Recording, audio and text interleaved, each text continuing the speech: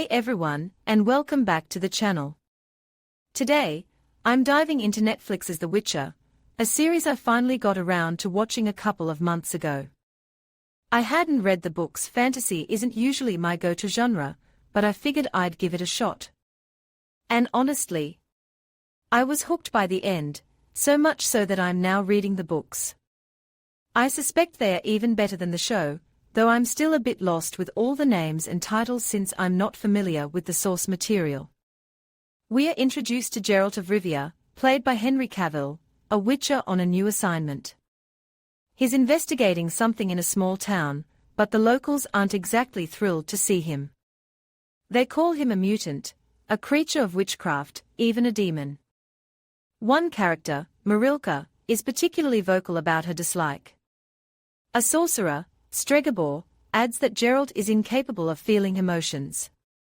In a tavern brawl, Geralt is helped by a young woman. It's Marilka, however, who finally gets him to reveal his name, Geralt of Rivia. And his horse? Called Roach. Love that name. We see Geralt's magic in action. He literally walks through a door after casting a spell. The constant stream of unusual words and creature names was initially a bit overwhelming, I'll admit. Meanwhile, in the royal palace of Sintra, we see a knighting ceremony and a subsequent feast. Queen Calanthe, her grandson, and a young girl, Cirilla, are present. Calanthe is reluctant to involve Cirilla in political matters, but others believe she should be prepared for war, which is already at the gates. It's interesting how they fight with swords when magic clearly exists. Is magic only for the elite, perhaps those of royal blood? With the enemy inside the city walls, the queen sends Cirilla away, suggesting she possesses some special power. The royal family then commits suicide to avoid capture. My initial reaction to the first episode was mixed. So many new names and creatures. But I persevered, and things started to become clearer around the middle of the season. Why do people hate Geralt, yet fear him? Is it because he's different, because he wields magic? He's paid to kill monsters, yet still ostracized. Cirilla escapes her captors and flees into the woods. Geralt kills Renfri, a woman who had saved him earlier, but not before she gives him a prophecy about a destined woman in the woods. Could it be Cirilla? The second episode introduces Yennefer, a young woman transported from her humble beginnings to a mysterious location. A man, Istrid, recognizes her virginity based on her energy. She's then sold to a sorceress who, along with others, will train her. Tessaya de Vries treats Yennefer with disdain, calling her a pig. Does she not see Yennefer's potential? I think she does, because Yennefer easily opens portals, but struggles with basic spells. She lies, shows weakness, and displays strong emotions, traits the sorceress seems keen to control. It turns out Yennefer has elven blood, granting her ancient magic. Some of my favorite moments involve Geralt's relationship with Roach. It's clear they understand each other.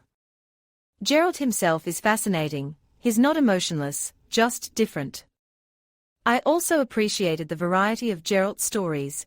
Each monster hunt is unique, unlike many fantasy series that recycle the same formula. The world feels real, yet controlled by a hidden council of sorcerers. I loved the character of the designer type who, instead of altering Yennefer's appearance, simply chooses a dress for her, then secretly performs something. I initially thought it was plastic surgery, but it was an internal procedure that renders her infertile. This felt a bit illogical to me, especially considering the idea that a woman's strength is tied to her womb. The sorceress's infertility, however, makes sense. Their energy is directed towards magic, not childbearing. Children are a distraction from their work. By the end of the third episode, I was completely hooked. The fourth episode revealed the non-linear storytelling, jumping between different timelines. We see Geralt and Dandelion at a ball where Queen Calanthe seeks a husband for her daughter, Pavetta Ciri's mother. The wedding, naturally, involves a fight. Dandelion isn't the stereotypical womanizer I expected. Calanthe is a strange woman, willing to let Pavetta choose her own husband, yet she objects to Pavetta's choice, who possesses the law of surprise. Geralt, hoping to avoid the worst outcome, invokes the law of surprise. In Episode 5, Geralt meets Yennefer under unusual circumstances. He's trying to catch a djinn, but Dandelion makes 2 wishes and breaks the vessel, cursing himself. 30 years have passed since Yennefer's transformation into a beauty, and she now seeks to regain her fertility. She tries to use the last wish, but fails. Episode 6 introduces an old man, who hires Geralt to kill a dragon, with multiple teams competing for the prize. Geralt initially refuses, but changes his mind upon learning Yennefer is involved. How can he fall in love if he's emotionless? He does have feelings, just not like ordinary people. The old man turns out to be the dragon, and Geralt has a falling out with Yennefer and Dandelion. Ciri, guided by destiny, or being disguised as her mentor, seeks out Geralt. In Episode 7, Geralt travels back in time to save Ciri before the attack on Cintra, while Yennefer finds Istredd. Both try to reconnect with their pasts. Yennefer is shocked by the changes in Aretuza, where wealthy children now study alongside the gifted. Political maneuvering leads to Cintra's surrender to Nilfgaard, as the sorcerers refuse to help. It turns out Geralt was in a watchtower during the attack, so why did Calanthe send Ciri to find him? He left early. Was it destiny, or did the Queen refuse her own destiny?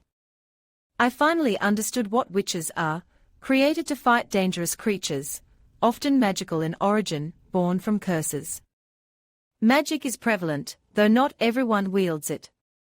Those who do experiment, creating monstrous beings. The world is populated by humans, elves, dwarfs, and other beings. Why is creating witches now so difficult?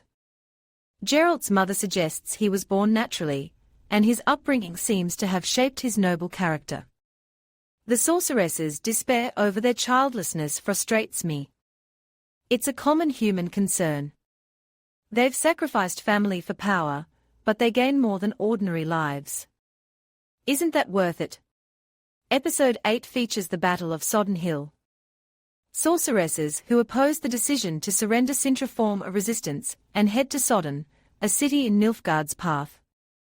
Magic is used in combat, but Nilfgaard's magical weapons seem to kill their own creators, perhaps due to the immense power involved. One sorcerer draws a new sword from seemingly nowhere. Nilfgaard slaughters most of the sorceresses, leaving only Yennefer, who unleashes a devastating magical firestorm. Geralt is severely wounded by undead creatures, falling into a state of delirium where he sees his mother and childhood. A sorceress saves him, saying, "You didn't die, you woke up." This made me wonder if our lives are just dreams in another world. She mentions the creation of witches, revealing that only 3 out of 10 candidates survive the process. Finally, in the last moments, Geralt and Ciri meet, and Ciri asks about Yennefer. I can't wait for Season 2. Overall, I loved The Witcher. It inspired me to read the books. The show does have some underlying themes: do your job and get paid, regardless of hatred, the extreme sacrifices for beauty, the prevalence of sex and violence, the hatred towards elves, and feminist themes. But I don't think these are forced. They are likely present in the books and reflect our current societal values. It's a reflection of our own biases, woven into the narrative. Thanks for watching. Don't forget to like and subscribe.